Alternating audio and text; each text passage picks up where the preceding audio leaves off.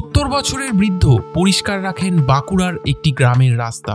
তাও আবার 1-2 বছর নয়, বিগত 60 বছর ধরে এভাবেই বিনামূল্যে সমাজসেবা করে চলেছেন বাঁকুড়ার অশোক পাল। কিন্তু আজকের এই স্বার্থপর দুনিয়াতে কেন সারা জীবন এই মানুষটা রাস্তা ঝাড়ু দিয়ে গেলেন? প্রশ্নের উত্তর লুকিয়ে অশোকবাবুর শৈশবে। ছোটবেলায় পড়াশোনাতে ভালো ছিলেন, কিন্তু 4র্থ শ্রেণীর পর তার গরিব বাবা আর পড়াতে পারেনি।